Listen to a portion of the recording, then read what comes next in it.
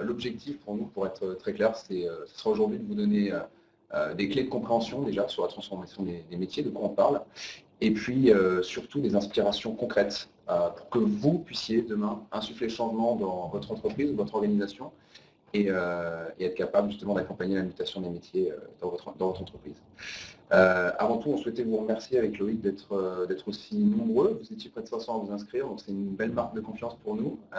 Voilà, on espère vous rendre cette confiance en vous donnant une intervention de qualité et aussi en essayant de tenir les délais, ce qui va être un challenge aujourd'hui. Je suis Édouard Ormancet. Je suis en charge du marketing B2B aujourd'hui chez Open Classrooms et je serai accompagné de Loïc. Donc nous, on est ravis d'accueillir aujourd'hui Open Classroom dans nos locaux. Donc le thème a été très rapidement brossé par Édouard, c'est celui de la transformation des métiers. Ça nous a paru important d'aborder le contexte de la réforme un peu autrement qu'à travers le déroulement du cadre législatif, mais aussi d'expliquer un peu quelles sont la mise en œuvre, ce qui existe déjà, et puis ce qui sera peut-être plus porté demain. Donc c'est véritablement le sens de ces expérimentations qui vont être évoquées au cours de ces séminaires et de ce webinaire, et comment un peu on peut les mettre en perspective dans le cadre du projet de loi. Voilà un petit peu le sens de l'intervention d'aujourd'hui. Alors, je tiens à vous remercier d'ailleurs en retour de m'accueillir. En tout cas, c'est très bien d'avoir pensé à nous. Voilà. Alors nous, on s'est un petit peu présenté. Est-ce que vous, de votre côté, vous pouvez nous dire qui vous êtes, hein? Donc, ne soyez pas surpris, tout au cours de ce webinaire, il y aura un certain nombre de petits sondages qui vont être lancés. C'est aussi une manière de rendre un peu attractif le déroulé du webinaire et puis de récupérer un certain nombre d'informations qui vont nous permettre d'être plus fins, plus adaptés à vos demandes, parce que finalement, ce contexte de la transformation des métiers, il est évidemment approché différemment selon que vous êtes un responsable formation, un manager d'entreprise ou un dirigeant. Voilà. Absolument. Donc n'hésitez pas à répondre, on se laisse, essayez de répondre si vous pouvez dans la minute qui vient. Ah, ça ne fonctionne pas. Alors on va le réouvrir. Voilà. Merci. Ça arrive tout de suite. Merci. Merci beaucoup. C'est bien, vous êtes réactif, vous êtes interactif. Merci.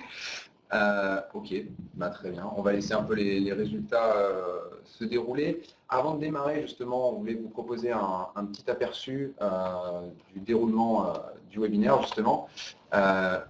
Grosso modo, on va essayer de tenir en 45 minutes. On a 3 parties principales.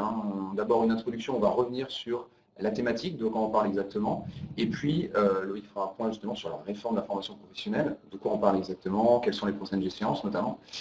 Et dans une deuxième partie, on va vraiment insister sur ces 3 exemples concrets d'entreprises qui ont su accompagner la mutation des métiers dans leur organisation. On a pris justement 3 exemples très différenciés avec des besoins vraiment très spécifiques. Vous allez voir que c'est assez varié. Et puis on terminera bien sûr par une session de questions-réponses où on reviendra sur certaines de vos questions. Donc, pendant le webinaire, n'hésitez pas à nous poser vos questions en live. On essaiera de répondre à quelques-unes d'entre elles, mais à la fin du webinaire, donc dans cette partie questions-réponses, on essaiera de prendre quelques-unes de vos questions et d'y revenir. Noémie, qui est ici avec nous, va justement modérer cette partie-là. Donc, vous ne la voyez pas, mais elle est ici. Donc, n'hésitez pas à poser vos questions en live, à réagir. On essaiera de répondre à quelques-unes de vos questions avant d'y revenir sur la fin, justement. Alors, comme on le voit à travers vos retours, vous êtes des profils assez diversifiés, ce qui est plutôt une bonne chose, parce que voilà, il y a différents angles, évidemment.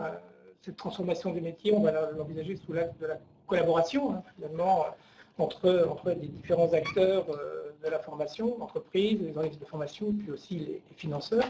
Donc, c'est aussi une manière de recueillir différents points de vue et surtout n'hésitez pas dès à présent à réagir, poser vos questions, etc. En tout cas, intéressant comme sondage. Ok. Cette formation d'entreprise. Alors un petit mot quand même sur Open Classroom, parce que peut-être que beaucoup connaissent, mais d'autres peut-être un peu moins. Donc rappeler un peu quelle est l'activité. Absolument. Je ne sais pas si vous nous connaissez déjà, mais Open Classroom aujourd'hui c'est la plus grande plateforme d'éducation en ligne. pour expliciter un peu, en Europe en tout cas, pardon, pour expliciter un petit peu ce qu'on fait, c'est bien de partir de notre mission.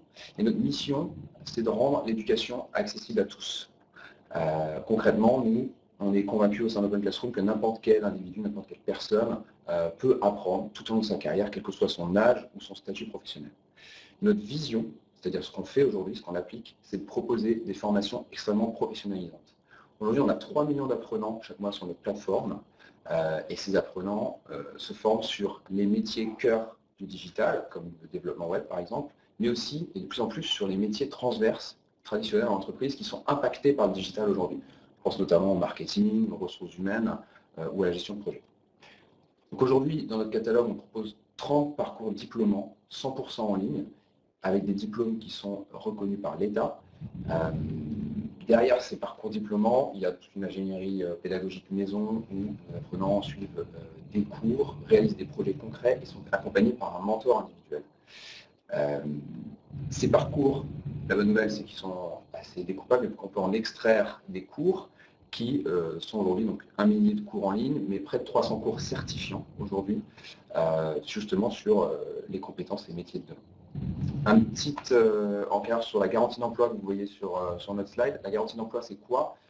Aujourd'hui, on est tellement confiant sur notre capacité à insérer sur le marché du travail que quand un demandeur d'emploi ou quelqu'un recherche suit un diplôme, un parcours diplômant en ligne, on lui propose de se faire rembourser sa formation si jamais il ne trouve pas d'emploi au bout de 6 mois. Donc c'est là aussi une preuve de confiance assez forte sur notre capacité à proposer quelque chose de très professionnel. Alors on voit, Open Classroom, c'est à la fois un modèle économique, c'est un modèle pédagogique, puis c'est aussi un modèle d'organisation. Donc c'est des choses sur lesquelles on reviendra tout à l'heure, puisque évidemment c'est en lien direct, je dirais, avec des cas qu'on va vous présenter de transformation de métier et comment tout ça est effectivement concrètement mis en œuvre. Alors, Centre Info, voilà, une structure plus ancienne, plus de 40 ans d'existence, avec un rôle d'information sur la formation professionnelle, un rôle d'information qui se traduit par des publications que vous connaissez peut-être, des fiches pratiques de la formation, un quotidien, des périodiques, une dizaine de sites web institutionnels et un grand site sur l'orientation. Et puis une activité peut-être un peu moins connue, mais d'accompagnement en fait des acteurs sur un accompagnement qui s'est traduit récemment par celui de l'accompagnement des décrets qualité, par exemple, au cours des 2 dernières années. Voilà, un rôle à la fois effectivement de diffusion d'informations sur les politiques publiques, et puis un rôle d'accompagnement des acteurs, et c'est précisément un peu le sens du webinaire d'aujourd'hui, de montrer un peu quelles peuvent être des initiatives, des innovations qui vont dans le sens, ou qui, voilà, ce sera aussi à vous de nous le dire, qui vont un peu dans le sens des transformations telles qu'elles peuvent être aujourd'hui incarnées par le projet de loi. Alors on revient sur notre sujet, justement, la transformation des métiers. Un petit rappel contextuel rapidement de quoi on parle aujourd'hui sur la transformation des métiers. Les métiers se transforment de plus en plus vite. Les métiers existants se transforment de plus en plus vite. Vous avez lu ça sans doute dans la presse, dans les médias spécialisés, les médias RH. Le sens de ces chiffres est toujours le même. C'est-à-dire que si on suit ce que nous dit aujourd'hui le ministère du Travail, par exemple, 50% des emplois seront transformés dans les 10 ans à venir. Ça veut dire quoi? Ça veut dire que 50% des emplois existants verront leur contenu profondément changer. C'est-à-dire les outils et méthodes qu'on utilise pour réaliser et remplir ces emplois vont changer. Et à côté de ces 50% d'emplois existants qui risquent de changer, 10 à 20% de nouveaux métiers seront créés. Et d'ici à 10 ans, on ne sait pas aujourd'hui quels seront exactement ces métiers. Ce qui est quand même une situation assez inédite aujourd'hui. On est dans un contexte de changement, et donc comment, en entreprise, on peut réagir face à ce changement. Il y avait aussi une étude intéressante qui est sortie cette année, qui était du cabinet McKinsey, qui va un peu plus loin jusqu'à 2030, et qui nous disait que les compétences technologiques comportementales qui sont déjà très demandées aujourd'hui vont continuer à être de plus en plus demandées jusqu'à 2030, et que, passé cette période, ça risque de baisser, et que justement les compétences qui seront les plus demandées seront de moins en moins les compétences traditionnelles qui vont être des compétences numériques ou linguistiques de base. Donc on prévoit beaucoup de transformations d'emplois, de disparition et de création. On peut citer l'exemple des grands groupes qui, au départ, face à ces transformations, ont pas mal utilisé l'externalisation ou l'offshoring. On allait chercher des experts externes et on leur confiait justement les nouvelles tâches, les nouveaux projets qui nécessitaient ces nouvelles compétences. Et ce qui s'est passé, on a remarqué que plus ces groupes externalisaient, plus ils se sont rendus compte qu'ils étaient en train de perdre une expertise interne stratégique pour le futur. Et donc, on a commencé à avoir un mouvement inverse de reformation, de formation plus accentuée de la force de travail, avec justement tous les plans de transformation digitale qu'on a pu connaître récemment, où les grands groupes sont d'ailleurs plus avancés que les petites entreprises. Et notamment, pour faire face à ces changements, la formation, c'est une solution évidente, mais aujourd'hui, on le sait, il y a des inégalités face à l'accès à la formation. Dans les TPE, environ 30% des salariés ont accès à une formation au moins par an, alors que dans les grands groupes, c'est plus du double, 65%. Donc, il y a un problème d'égalité, il y a un problème de rendre la formation plus accessible et de favoriser l'autonomie aussi des salariés face à cette formation. Et donc, ça fait partie des points principaux de la réforme professionnelle, la réforme de la formation professionnelle dont on a parlé avec justement. Alors, il est bien évident qu'on ne va pas dresser dans le quart d'heure qui vient un tableau complet, ni même de ce que va être, de ce qu'est ce projet de réforme professionnelle. Ce qui va nous intéresser ici, c'est de mettre l'accent plus particulièrement sur des aspects qui vont, je dirais, dans le sens des dispositifs qui favorisent en fait, ou non d'ailleurs, cette transformation des métiers. Alors peut-être quand même un rappel un peu je dirais, de l'esprit de la loi plutôt que je dirais, de sa traduction, et plutôt qu'il y a un certain nombre de choses, vous le savez bien, qui ne sont pas encore totalement calées. On voit qu'il y a eu des amendements encore hier qui bouleversent un petit peu le calendrier. Donc, rappelez un peu l'esprit. Donc, l'esprit, c'est à la fois de développer l'accès individuel à la formation, en tout cas l'individualisation de son accès véritablement, dans un contexte qui est, je dirais, à la fois de libéralisation du marché, alors libéralisation du marché sur l'apprentissage, par exemple, la possibilité demain d'ouvrir un CFA, c'est un exemple, dont la contrepartie sera à la fois une sécurisation des parcours, je pense en particulier à l'entretien professionnel, qui a un cadre, je dirais, qui sera un peu plus sécurisé, et puis plus globalement, je dirais, une gouvernance renforcée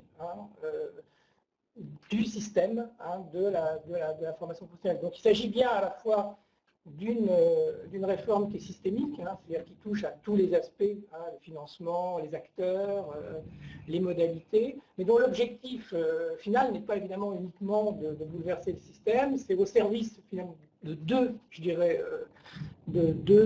axes principaux. Un qui est de faire coïncider au mieux les besoins en compétences avec le développement économique des entreprises. Ça, c'est vraiment un des axes principaux. L'autre axe étant effectivement d'améliorer l'accès à la formation pour les personnes. C'est-à-dire qu'on a, voilà, c'est un peu les deux jambes, je dirais, de cette réforme. Et on voit que ces deux aspects, en fait, se traduisent assez fondamentalement par une modification en tout cas dans le texte, de ce qu'est une action de formation, puisque aujourd'hui, l'action de formation était définie par un programme, le programme disparaît un peu du cadre juridique en tout cas, et pour profit d'une notion de parcours pédagogique, aux contours qui sont peut-être un peu flous, mais par contre qui permettent d'atteindre un objectif professionnel. Donc on voit bien qu'il y a un lien qui est direct entre la formation et l'atteinte d'un objectif professionnel. Cet aspect-là étant, je dirais, se traduisant notamment par le fait qu'aujourd'hui, la formation pourra être réalisée tout en partie à distance, donc c'est déjà un petit peu le cas aujourd'hui, mais cet aspect-là sera renforcé, et surtout, elle pourra être réalisée en situation de travail. Donc un cadre élargi hein, sur l'action de formation. Alors, les principales échéances hein, pour aller vite, aujourd'hui, je vous envoie le petit sondage que j'avais oublié, voilà. Et alors, les principales échéances. Oui, on voit des avis assez partagés sur le projet. C'est intéressant d'avoir votre a priori, justement. Je ne vais pas parler du... je passe assez vite hein, sur les échéances du vote lui-même et de la démarche législative pour dire ce qui va se passer demain, c'est-à-dire à partir de janvier 2019, donc l'installation d'une nouvelle instance de France Compétences, l'agrément des opérateurs de compétences. On a vu que c'était prévu en avril, c'est un peu décalé, vraisemblablement, c'était prévu en janvier, c'est plutôt décalé vers le mois d'avril. La création libre des CFA, hein, qui est quelque chose évidemment qui est assez important et fondamental. L'aide unique à l'apprentissage en faveur des PME, TPE. En juillet, on devrait avoir effectivement 2019 l'application CPF pour smartphone hein, qui permettra effectivement aux bénéficiaires d'accéder directement à leur compte CPF monétisé. À partir de janvier 2020, le financement des CFA au contrat, hein, l'agrément des commissions paritaires interprofessionnelles régionales qui devrait réguler hein, ces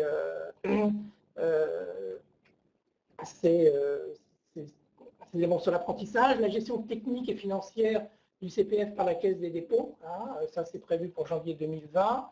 En décembre 2020, ce sera la fin de la collecte des OPCOM, donc il y a une période transitoire où les actuels OPCA vont continuer à collecter, la fin étant programmée pour 2020, donc c'est quand même pas très loin tout ça. Janvier 2021, le transfert effectif de la collecte à l'URSSAF, et puis, autre date importante, la certification qualité des EF, donc là encore avec une période transitoire. Donc, vous voyez, on est dans un calendrier qui est assez serré hein, et qui, bon, flèche un certain nombre de transformations qui sont des transformations qui peuvent effectivement être importantes. On y reviendra tout à l'heure quand on verra les différents cas. Hein.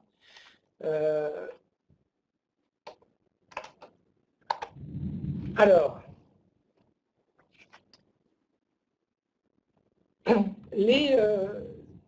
ces différentes orientations, elles ont un lien évidemment direct, et c'est ça qu'on va essayer de vous montrer, avec des transformations des métiers. C'est-à-dire qu'il y a des métiers qui évoluent, hein, et qui évoluent, je dirais, classiquement, ça c'est pas quelque chose qui est nouveau, et pour lesquels on peut penser effectivement que l'extension des droits des salariés peut être une réponse. Hein. C'est-à-dire que demain, le fait de disposer d'un CPF monétisé, où le salarié peut déclencher lui-même son achat de formation,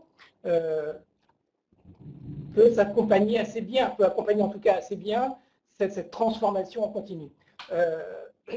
On sait par ailleurs qu'il y a des métiers qui disparaissent hein, et pour lesquels les entreprises vont avoir besoin d'engager, hein, de mettre en œuvre des dispositifs de reconversion. De ce côté-là, il y a un certain nombre de choses dans la loi qui vont plutôt dans la simplification hein, de l'accès à la formation. Et puis enfin, il y a un troisième volet, je dirais, de cette transformation des métiers, c'est la pénurie de compétences, hein, alors qui existera demain, mais qui existe aussi aujourd'hui. Et cette pénurie de compétences sur les métiers en tension, eh bien, elle peut aussi, je dirais, elle fait écho à un certain nombre de dispositions de la loi dont on parlera un petit peu tout à l'heure. Alors, merci pour ce point déjà. Je rebondis rapidement sur le sondage. Vous êtes assez nombreux à avoir pas forcément un a priori très positif sur l'impact du projet de loi sur l'accompagnement et la transformation des métiers. C'est intéressant. Je pense qu'à la suite des cas dont on va parler, peut-être on verra, justement on va rebondir dessus avec Loïc, voir un petit peu comment la réforme peut impacter ou pas d'ailleurs ces cas d'entreprises qui ont su accompagner les changements. Je vois qu'il y a des commentaires aussi sur le son. On ne souffle pas dans les micros, c'est pas haché. En fait, on a des travaux à côté, pour ceux qui nous rejoignent maintenant. Juste voilà, pour que vous sachiez, mais si ça continue à friser ou autre, dites-nous dans les commentaires. Ça ne vient pas forcément de chez nous, hein, comme l'indique le site de Webikeo. Hein, ça peut aussi être ça peut être aussi chez vous, il y a peut-être des petits réglages à faire. Voilà. Donc, Edouard, on va passer au cas concret, donc des cas de mise en œuvre hein, où les métiers, la transformation des métiers a été accompagnée par différentes modalités de formation assez innovantes. Hein, donc, je te laisse la parole là-dessus. Merci. Donc, on va parler de 3 cas qui sont passés entre 2017 et 2018, alors, très clairement, où on a 3 types de solutions qui ont été apportées. Le premier, c'est l'acculturation massive auprès de ses employés. Dans le premier cas, il s'agit d'une entreprise télécom française qui est un leader mondial dans son secteur, qui est aussi un acteur historique. L'idée de départ, en tout cas le contexte, c'est que l'entreprise avait compris dans son plan stratégique de développement des compétences qu'il fallait évidemment partir de sa stratégie business. Et parmi justement ces objectifs business, elle a compris que, pas forcément d'ailleurs, Christelle, parmi ces objectifs business, elle a compris qu'il y avait un besoin sur, en particulier, 2 compétences clés qu'il fallait partager massivement au sein de ses salariés. On peut vous les citer. Alors, le premier, c'était la gestion de projet agile. Et la deuxième, donc une compétence assez précise, plutôt technique. Et la deuxième était une compétence plutôt liée à un aspect culturel, qui était l'acculturation au big data. Qu'est-ce que c'est le big data, en quoi ça consiste concrètement, et en quoi ça peut intéresser ses salariés. C'était vraiment ça l'idée. Puis il y avait une partie acculturée massivement sur une compétence technique, on l'a dit, et de l'autre côté, il y avait quand même une volonté de donner l'envie d'apprendre, d'apporter justement une culture commune à ses salariés sans que ce soit forcément une compétence qu'ils utilisent toujours au quotidien. Donc voilà un petit peu pour l'objectif. Quelques chiffres justement par rapport au dispositif en question. L'idée était de former donc massivement. Une entreprise aujourd'hui forme tous ses collaborateurs avec un catalogue de cours chez Google Classroom notamment. Et l'idée de départ, c'était juste de mettre en avant justement la gestion de projet agile. Comment ça s'est passé? Une des difficultés d'un contexte comme ça, c'est qu'il ne s'agit pas seulement d'aller vers l'autonomisation des accès immédiatement et mécaniquement et de dire voilà X milliers de licences, formez-vous et ça va bien se passer. Ils ont été assez malins dans le déploiement, c'est-à-dire qu'ils sont partis en 2 étapes. Ils ont compris d'abord qu'il fallait faire une sorte de proof of concept, un POC, puisque c'était assez nouveau de se former en ligne avec du digital. Ils sont partis sur 150 puis 200 salariés, un groupe de 200 salariés qui avaient une appétence à se former en ligne. Donc ils ont vu ça à travers des réunions RH qui sont organisées en interne. Et donc ils ont commencé à déployer cette solution auprès de seulement 20% de leurs effectifs. Donc principalement, c'était une population d'ingénieurs développeurs, ingénieurs informatiques et d'autres métiers transverses qui avaient justement en commun cette appétence à se former avec du digital. Donc ce proof of concept a eu lieu en 2017, et puis une fois que le dispositif a été lancé, et qu'en amont évidemment il y a eu des réunions d'information, et ils ont expliqué de manière concrète, en présentiel, quels étaient l'intérêt stratégique de se former sur ces compétences et comment ça fonctionnait. Concrètement, ils avaient une page à leur effigie, une page d'accès aux formations à leur effigie, où ils proposaient 2 cours mis en avant, très clairement. Et en plus de ça, les salariés étaient capables d'accéder à d'autres formations. Ils ont donc, à la suite de ce POC, fait quelques enquêtes de satisfaction, fait des réunions justement auprès des populations cibles pour avoir leur feedback. Et les retours qu'ils ont eus, c'était que les collaborateurs en question aimaient les formats courts, avec un accès libre, donc qui permettait une autonomisation d'accès et qui permettait de répondre à leurs problématiques au quotidien, ce qui est très différent de suivre une formation, de demander une formation pour le trimestre ou l'année à venir. Et pour le coup, ils ont vu qu'avoir un rythme flexible et une possibilité d'être capable de picorer des contenus de formation très granulaires au moment où leurs salariés en avaient besoin, c'était ça un des facteurs clés de succès. Donc c'était quelque chose qui est ressorti à travers de tests, et particulièrement pour ces populations-là, qui étaient une partie de population technique, s'adapter aux évolutions technologiques, c'est un enjeu de tous les jours. Ce n'est pas quelque chose qui peut être fait par session ou par à-coup. Du coup, c'était très adapté à leurs besoins quotidiens, ce qui était très clair. Donc, le projet a marché, mais ce qu'il faut retenir de ça, de ce retour d'expérience, je pense, c'est que ça ne fonctionne pas immédiatement. Il faut être capable d'accompagner le changement, d'expliquer le changement. Et donc, le déroulement en 2 étapes était en fait parfait pour une entreprise de cette taille. On parle de plusieurs milliers de collaborateurs, hein, pour information. Et donc, avant de parler de déploiement et d'acculturer massivement tous ces salariés, il était important de passer par ces étapes. Donc, si on devait isoler quelques facteurs clés de succès, je dirais l'identification des compétences clés stratégiques pour son groupe. Alors, il faut faire ça dans le bon ordre, hein, évidemment. À partir de la stratégie business, c'est identifier les compétences clés en discutant avec les managers, en faisant aussi des remontées sur ces points-là. Ça, c'est le premier point. Le deuxième point, c'est d'être capable d'accompagner humainement le déploiement et d'avoir justement des réunions d'information, des feedbacks réguliers pour voir comment ça se déploie et si ça prend. Et enfin, je pense, l'écoute régulière des salariés, c'est aussi quelque chose qui fait partie de ce déploiement. Et enfin, surtout, essayer d'inverser cette habitude de ne pas laisser les salariés demander une formation dont ils ont besoin à X mois d'échéance, mais d'être capable de laisser les collaborateurs de manière autonome et basée sur leur intention d'aller chercher de la formation par eux-mêmes. On change complètement en fait la manière dont se consomme et dont se déploie la formation. Donc laisser l'initiative et responsabiliser les salariés sur ces points-là, c'est vraiment après le déploiement du test que la population RH, en tout cas dans ce groupe, a saisi qu'ils avaient inversé la démarche d'une certaine manière.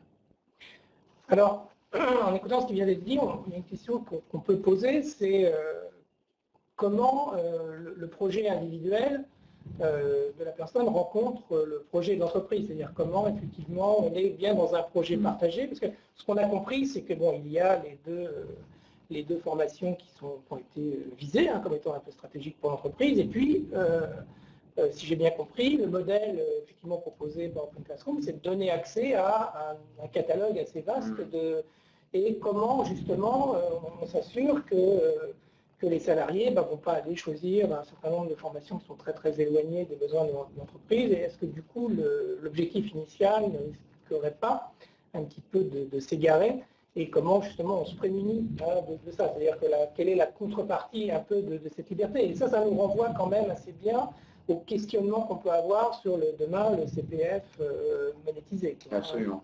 D'ailleurs, ça fait un peu, le dispositif qu'ils ont mis en place fait un peu écho à une sorte de CPF interne, en tout cas l'accès libre à plusieurs formations très, très individuelles.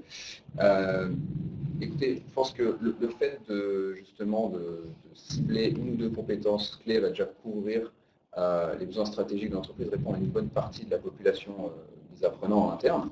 Après, le fait de se limiter à des formations qui soient extrêmement professionnalisantes, qui répondent aux différents besoins métiers d'aujourd'hui, donc vraiment on parle toujours des branches métiers majeures qu'on peut retrouver dans l'entreprise, va toujours permettre d'aller chercher sur une problématique bien précise ce dont on a besoin au quotidien. De ce point de vue-là, il y a assez peu de chances de s'égarer ou d'aller chercher quelque chose de pas pertinent. Et j'ai envie de dire, un peu à la manière dont aujourd'hui on confie accès à Internet libre à tous ses collaborateurs, aujourd'hui on va très bien avoir un tutoriel YouTube sur une fonction Excel bien précise par exemple. Là, quand vous avez du contenu de qualité et qui parle vraiment aux problématiques du quotidien, vous ne tapez pas à côté de toute manière.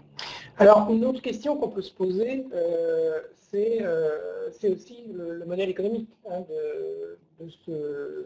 de ces formations-là, puisque... alors, comment ça se passe, en fait, un peu concrètement? Alors, dans ce cas, ce qui s'est passé, c'est qu'on a discuté d'un modèle de licence, un modèle SaaS, Software as a Service. Donc, vous ouvrez un nombre donné d'accès à tous vos salariés, et on est parti sur justement un prix adapté pour cette situation-là, en fonction de leurs besoins et de l'accompagnement aussi qu'on allait leur apporter.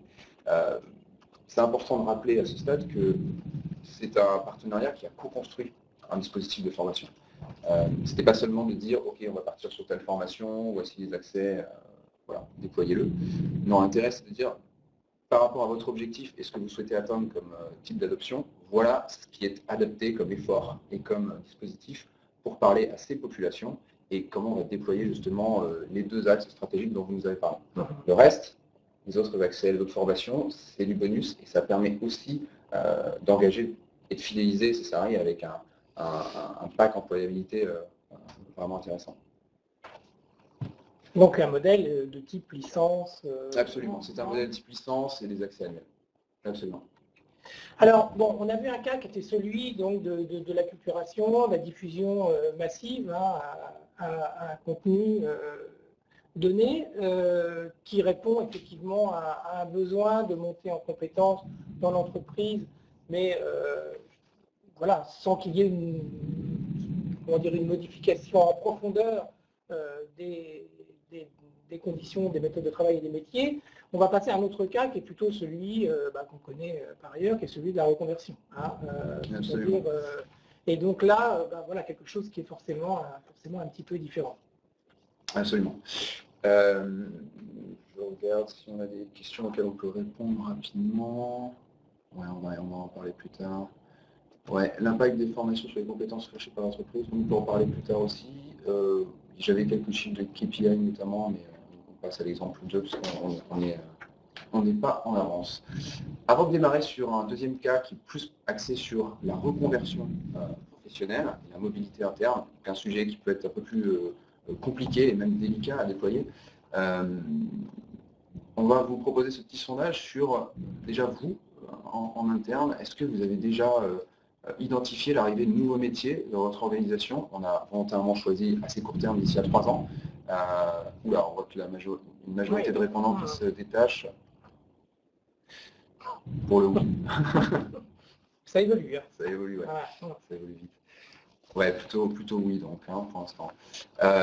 Dans ce cas, on change de contexte. C'est une entreprise dans la banque assurance, un assureur militant même, qui est une entreprise française, et qui avait cette problématique déjà identifiée de reconversion des métiers. Aujourd'hui, dans l'assurance, vous n'êtes pas sans savoir que les métiers liés à la data explosent et que l'automatisation et l'exploitation de la data et toutes les possibilités qui sont offertes aujourd'hui impactent largement les business models de ces sociétés.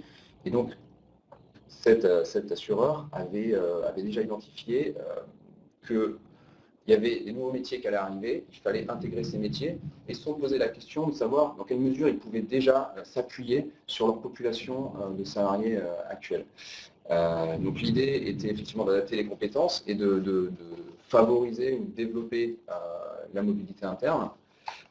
Et effectivement, pour parler du dispositif en soi et qu'est-ce que ça a couvert, là aussi, on a eu un déploiement assez malin en 2 étapes.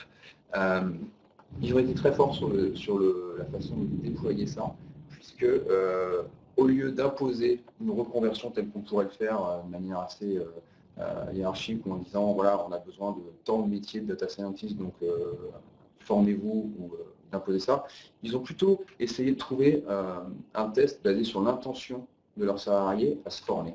Ce qu'ils ont fait, c'est qu'ils ont d'abord déployé un dispositif d'accès libre à de la formation, un peu sur le modèle qu'on a vu précédemment, sur 50 personnes. Là aussi, 50 personnes pré-identifiées, donc qui étaient dans des métiers proches du métier de data scientist ou qui pouvaient être sujets à avoir envie de cette reconversion. Ils ont déployé un catalogue de cours en libre accès avec justement l'idée de les initier à la notion des métiers de la data et connaître les métiers de la data. Donc l'idée aussi derrière était de voir s'ils étaient compatibles avec un format de formation en ligne. Du coup, ils ont déployé ce dispositif pendant 6 à 12 mois quand même, et ça leur a permis d'identifier quelques personnes qui étaient prêtes à justement aller à la deuxième étape et suivre un parcours métier diplômant, donc un parcours long, un parcours où ils sont accompagnés par un mentor individuel, donc quelque chose de beaucoup plus prenant, pour aller vers de la reconversion. Donc ils ont fini par déployer justement 3 parcours diplômants au sein de leurs équipes. Aujourd'hui, c'est un dispositif qui est en cours, hein. C'est des gens qui ont commencé leur formation. Et l'avantage, encore une fois, du format en ligne, c'est qu'ils ont pu commencer leur reconversion tout en gardant leur job actuel, puisque le format en ligne permet quand même pas mal de souplesse. Donc pour eux, c'est une transition qui va leur permettre justement d'accéder à cette mobilité interne, tout en ayant montré un signe authentique d'engagement là-dessus. Donc, données très valables qui sont basées encore une fois sur l'intention. Ils ont su montrer justement, en tout cas, percevoir les signaux positifs de gens qui étaient prêts à suivre cette reconversion. Avantageux pour eux, là aussi, ce sont des formations financées, finançables. Et pour la petite histoire, donc, ils suivent un parcours diplômant Open Classrooms en collaboration avec Centrale Supélec de Data Scientist, qui a un diplôme de niveau Bac+5. Voilà, un peu pour le dispositif. Si je dois résumer assez rapidement les facteurs clés de succès, encore une fois, ils ont su tester, se baser sur l'intention de leurs salariés pour déployer quelque chose qui va marcher. Et puis, l'idée aussi de faire des cohortes d'apprenants, de faire des groupes, c'était très intéressant aussi pour eux pour avoir une émulation, avoir un échange, un retour d'expérience et de partage sur des gens qui se formaient en même temps. Donc ça, c'est très bon aussi pour l'adoption. Et puis pour eux, pour leur politique aussi RSE, c'est excellent de pouvoir fidéliser justement les gens avec ce type d'approche, au lieu d'essayer là aussi de recruter des profils externes qui seraient très difficiles à attirer. Parce que des data scientists, vous n'êtes pas sans savoir qu'il en manque beaucoup aujourd'hui sur le marché du travail. Voilà, puis parler de diplomation, c'est aussi un bon motivateur pour avancer, pour avoir cette reconnaissance sur le marché du travail là aussi, qui va être un excellent moteur. Oui, alors là, tout à l'heure, on a un peu évoqué je dirais le modèle économique de la formation délivrée par Open Classroom. On a vu un peu là dans le positionnement initial, ce qui est assez important effectivement comme gage de succès. Mais tout au long du parcours, quelles sont un peu les particularités, je dirais, pédagogiques qui sont mises en œuvre pour que ça fonctionne? Parce que, bien évidemment, je pense que vous êtes comme un certain nombre d'acteurs de la formation à distance sensibles au risque d'abandon. Et qu'est-ce qui fait que, comment c'est réalisé, qui assure les formations, comment ça se passe un peu? Alors, on a, comme je disais en introduction, une ingénierie pédagogique maison qui est propre et qui va permettre de nous adapter en fait au niveau de chaque apprenant. Ce qui est important concrètement, les apprenants ils vont réaliser des projets concrets tout en suivant des cours. Et pour réaliser ces projets et valider des blocs de compétences, ils sont accompagnés par un mentor individuel. Quelqu'un qui est issu du monde professionnel et qui va leur donner justement un accompagnement et savoir les remotiver quand des fois ils ont des difficultés. Et surtout savoir s'adapter aux difficultés de chacun. Quand vous parlez des projets professionnels, c'est des projets qui sont des projets d'école ou est-ce que ce sont des projets réels de l'entreprise? Ce sont des cas issus de l'entreprise. Concrètement, dans le parcours data scientist, l'idée c'est d'utiliser des méthodes éprouvées pour faire des analyses de données sur des cas bien précis, des cas inspirés de la réalité. Absolument. Mais qui ne sont pas forcément des cas qui sont réinvestis directement dans l'entreprise. Pas forcément, mais ils vont être très similaires. L'idée c'est de couvrir la majorité des cas et des situations que vous pouvez rencontrer dans ce métier, très clairement. Voilà. Donc l'importance du coaching, c'est ça? L'importance du coaching et de savoir encore une fois s'adapter au rythme et à la capacité à chacun d'apprendre. C'est très individualisé. On a même la possibilité de faire valoir ses acquis d'expérience pour faire la VAE, en tout cas pour accélérer son apprentissage et obtenir le même diplôme à la fin. Alors on s'était un peu posé la question tout à l'heure du lien qu'il y a entre justement ce découpage en projet pour obtenir et puis la logique des blocs de compétences, puisque là on est sur je crois, sur une certification qui est en cours d'enregistrement au RNCP, ce qui sera différent pour celle qui va suivre.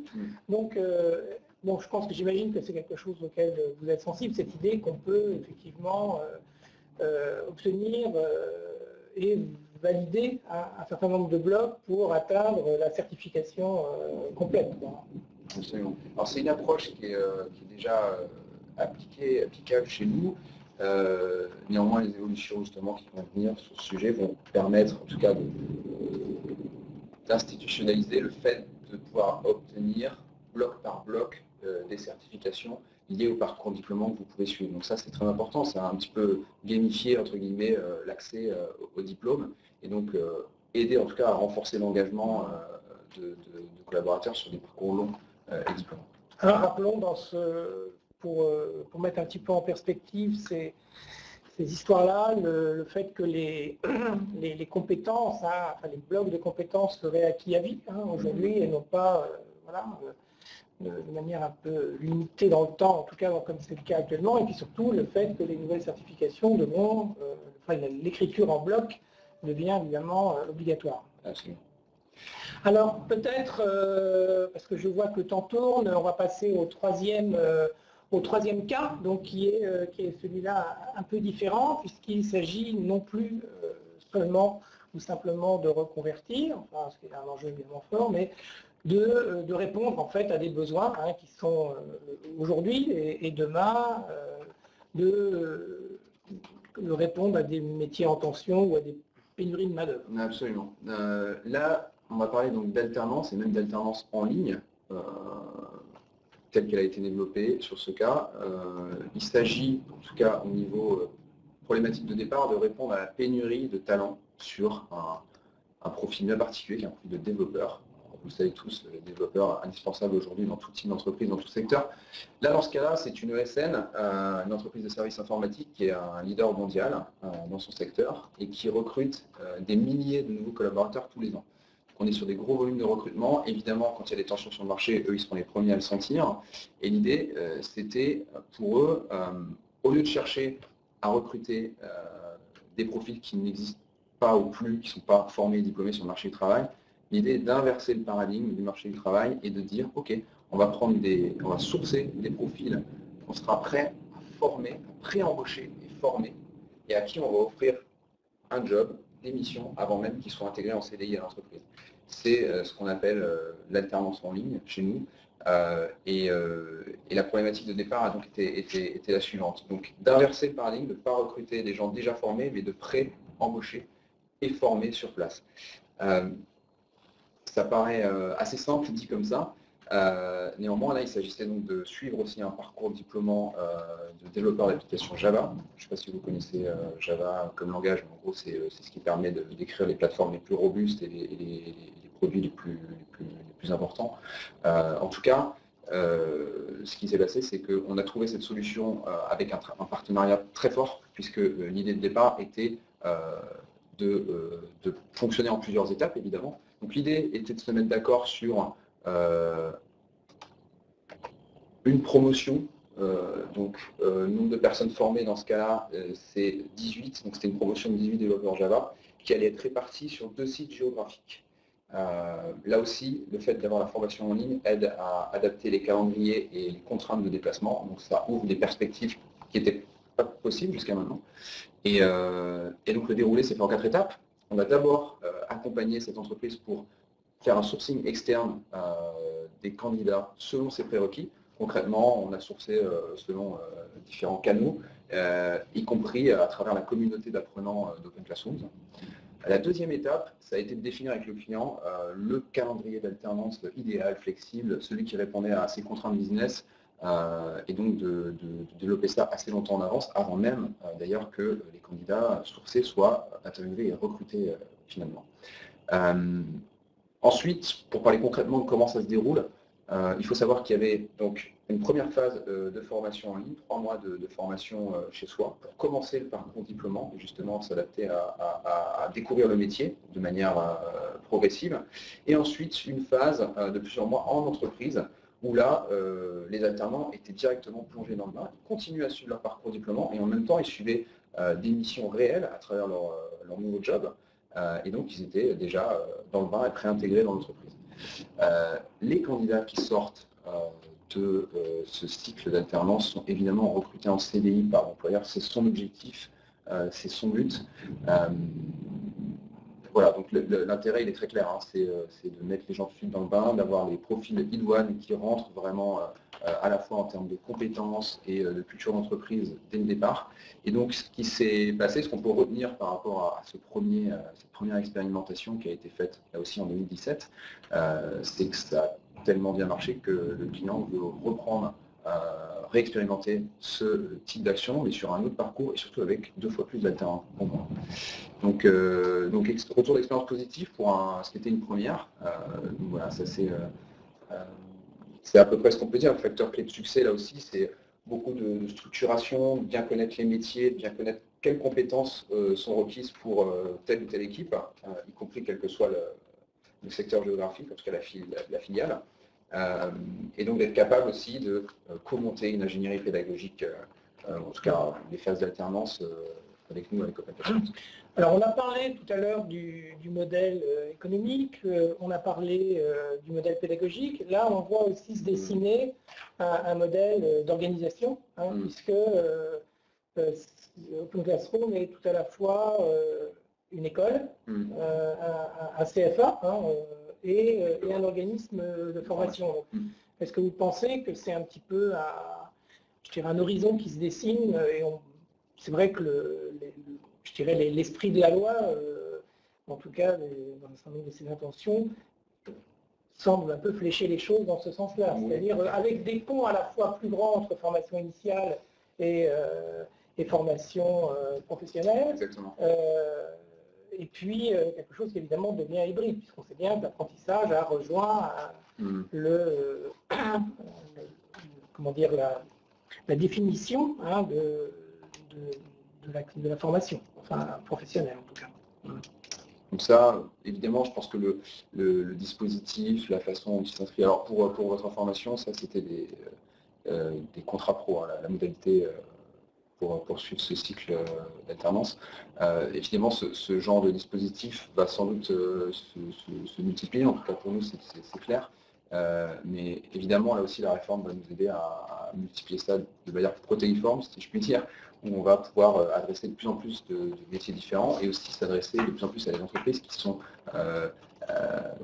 acculturées à ce sujet, en tout cas prêtes à tenter l'expérience, puisque on pense que c'est déjà le cas, cette expérimentation fait des émules. On a déjà d'autres promotions qui ont été lancées sur du community management, sur d'autres types de développeurs. Alors, bon, ce que vous nous avez montré, ça concerne quand même plutôt des grands groupes.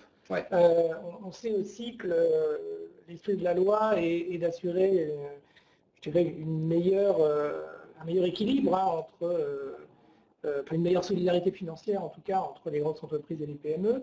Est-ce que justement, ce public salarié des TPE-PME, est-ce qu'il pourra être adressé facilement, selon vous, par ce type de dispositif? Alors, c'est vrai qu'on n'en a pas parlé, puisque ça ne faisait pas partie des cas, mais pour vous dire de manière très franche, je pense, moi, à titre personnel, que c'est encore justement plus adapté pour les TPE. Mais est-ce que vous avez des demandes, qui viennent des TPE? Absolument. Ah oui. Alors aujourd'hui, quand vous parlez au quotidien en termes justement de demandes, je dirais que les petites entreprises, petites et moyennes entreprises doivent représenter peut-être 70% des gens qui viennent nous voir aujourd'hui pour déployer des dispositifs de formation. Là aussi, le digital est très pratique. Vous avez déjà une plateforme tout en un, c'est facile à déployer, il n'y a pas besoin d'ingénierie pédagogique maison pour lancer ça, il y a plutôt besoin de parler d'ingénierie au déploiement, si j'ose dire, mais évidemment, ça répond à un besoin immédiat. Et sur des petites entreprises plus agiles, déjà acculturées au digital, ça fait... Oui, déjà acculturées au digital, c'est-à-dire que là, vous étiez quand même dans des groupes, on peut imaginer qu'il y a des infrastructures techniques qui étaient... Alors il y avait des infrastructures techniques, mais ce qu'on a découvert justement au cours de déploiement, c'est que ça répondait aux besoins du plus grand nombre. Et c'est ça qui est intéressant, c'est comme je disais au départ, aujourd'hui les compétences deviennent de plus en plus rapidement obsolètes, quel que soit votre métier. Et c'est vrai que d'avoir la capacité de se mettre à jour et de répondre à ces problématiques au quotidien, que ce soit sur des outils ou des méthodes de travail, c'est quelque chose qui change la donne. On a déjà dépassé l'horaire, donc on va peut-être prendre une ou deux questions avant de devoir rendre l'antenne, comme on dit. C'est ça. Donc peut-être, Edouard... Qu'est-ce qu'on pourrait voir? Je regarde si... Noémie a déjà répondu, je pense, à des questions. Évidemment, on va essayer de voir. On voit que Noémie, tu répondais à pas mal de questions. Pénurie de compétences, pouvez-vous faire le lien avec le TIC? Oui, alors là, ça nous entraînerait dans un sujet assez vaste qu'on n'aura pas forcément le temps de développer aujourd'hui. Bon, honnêtement, là, voilà, je pense qu'on y reviendra. On y reviendra un peu plus tard, je veux dire, sur des webinaires peut-être plus adaptés à ces sujets-là, de financement, effectivement. Oui.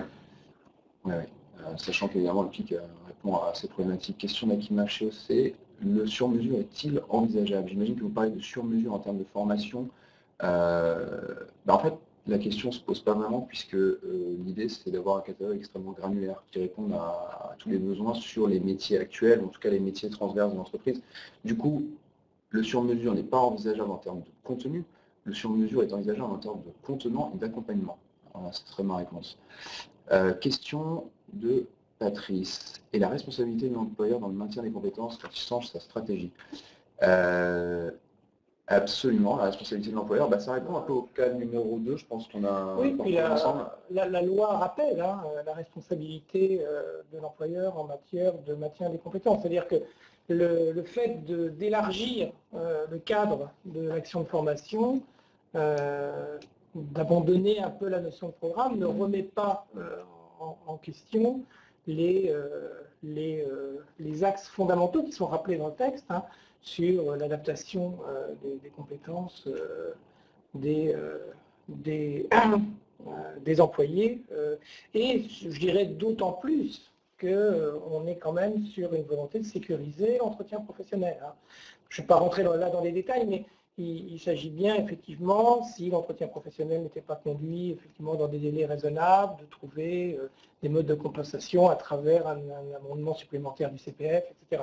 Donc il y a bien cette idée que la contrepartie de la libéralisation, pour dire les choses un peu vite, c'est de sécuriser effectivement les droits des salariés à travers notamment le renforcement des conditions d'accès à l'entretien professionnel, en tout cas de son exercice, et puis bien évidemment, mais ce serait là encore un peu long de parler de ça tout de suite, du CEP financé, qui est...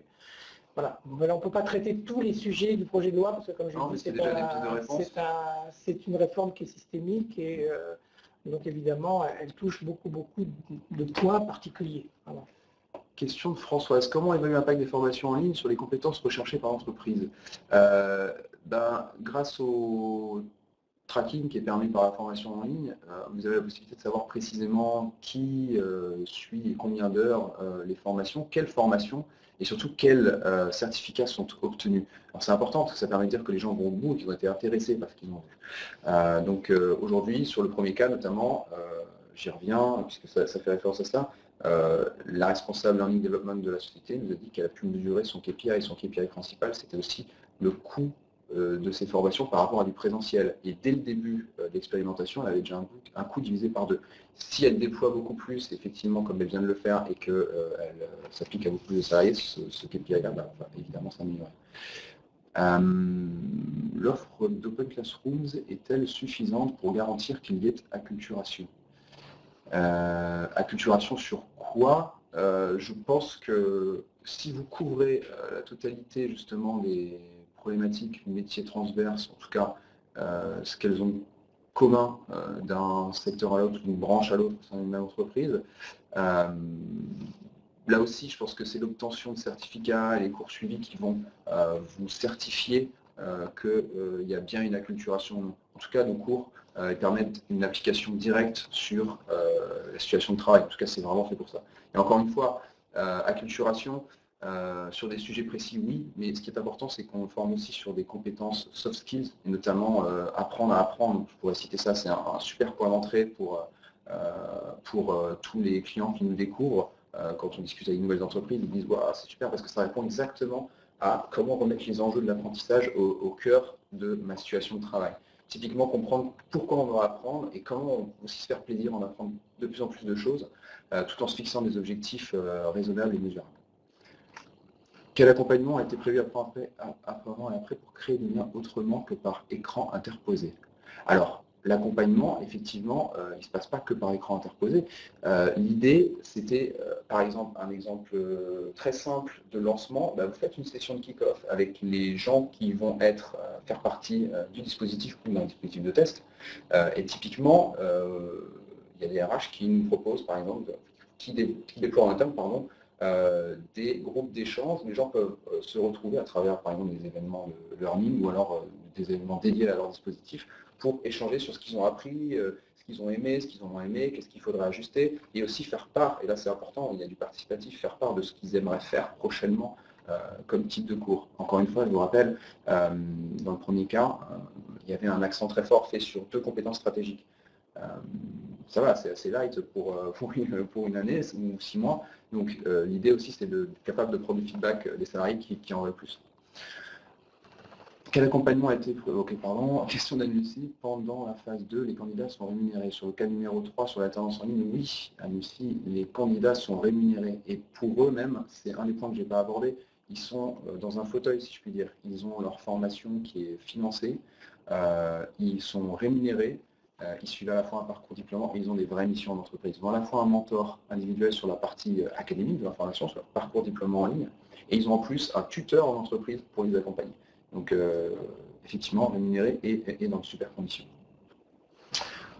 On ne peut quand même pas faire porter toute la responsabilité sur le salarié et oui, je pense qu'on a apprendre à apprendre. Répondu, on a un peu répondu, mais je pense que c'est intéressant. C'est demain, vous serez de plus en plus dans une position où vous avez plus de pouvoir et plus de devoirs. Plus de pouvoir parce que vous aurez accès à de plus en plus de formations et digital offre des possibilités qui étaient impossibles jusqu'à maintenant, on a vu certaines d'entre elles aujourd'hui, et en même temps plus de devoirs puisque l'évolution économique et technologique étant ce qu'elle est, nous avons de plus en plus besoin de renouveler nos compétences et de se tenir à jour. La bonne nouvelle, c'est qu'il y a des solutions pour faire ça rapidement aujourd'hui, ce qui n'était pas forcément le cas avant. Comment ça se fait ? Une dernière question. On va prendre une dernière question. Dans le cas 3, comment s'assurer que les alternants ont bien le temps de se former alors qu'ils sont en mission réelle de travail? Ah ben c'est très simple. À côté de leur mission, ils ont des obligations de suivi autour de leur parcours diplômant. Et d'ailleurs, réaliser son parcours et le compléter, c'est une des conditions aussi pour compléter son parcours d'alternance. Mais vis-à-vis des missions d'entreprise qu'ils ont, vis-à-vis des conditions dans lesquelles ils sont, il n'y a pas de raison qu'ils n'y arrivent pas. On est bien conscient que, voilà, comme toujours, ces webinaires sont un petit peu frustrants. En tout cas, j'espère qu'ils auront donné envie voilà, de développer des initiatives innovantes et puis de voir aussi des solutions qui peuvent être transposées à certaines situations professionnelles, à certaines situations d'entreprise. Alors, en ce qui concerne Centre Info, les prochains rendez-vous autour de la réforme, ça va être la reprise en septembre des rencontres Dessine-moi la réforme, qui sont l'occasion de suivre un peu, qui ont été l'occasion d'ailleurs au cours des derniers mois de suivre pas à pas l'élaboration de cette réforme. Et puis là, ça va être plutôt du côté de sa mise en œuvre progressive, donc à partir du mois de septembre. Et puis la 16e université d'hiver de la formation professionnelle sera bien évidemment consacrée à la réforme, en tout cas tournera forcément beaucoup autour de sa mise en œuvre, donc un rendez-vous qui sera important à partir du 30 janvier et 1er février. Merci à vous. Nous concernant, si ce sont des sujets qui vous intéressent justement sur la formation en ligne, le recrutement à l'heure du digital, on a toute une série justement de contenus extrêmement actionnables pour vous accompagner sur ces sujets. On a un blog à destination des entreprises, talents.openclassroom.com, que vous voyez s'afficher. Je vous invite à y faire un tour si ces sujets-là vous intéressent. Vous y trouverez des guides pratiques, vous y trouverez des chiffres importants à connaître aujourd'hui, vous y trouverez des infographies. Bref, tout pour être au courant et surtout au fait des meilleures pratiques actuelles sur ces sujets. Voilà. Si vous avez des questions, d'ailleurs, n'hésitez pas à nous les poser après le webinaire, toujours. Merci à vous, très intéressant, merci. Merci de nous avoir suivis dans cette belle journée. Voilà. Un petit mot pour finir sur la réforme, parce que je l'avais oublié dans mon propos. Centre Info publie gratuitement, bien sûr, en ligne, un journal de la réforme, qui est donc un site web dédié à la réforme, qui vous permet de suivre au jour le jour ce qui se passe, les enjeux, avec des mises en perspective, des points de vue importants. Donc voilà, n'hésitez pas à aller consulter cette source d'information qui est importante aujourd'hui. À nous aussi de vous remercier, puis à très bientôt pour un prochain webinaire. Merci à tous. Au revoir.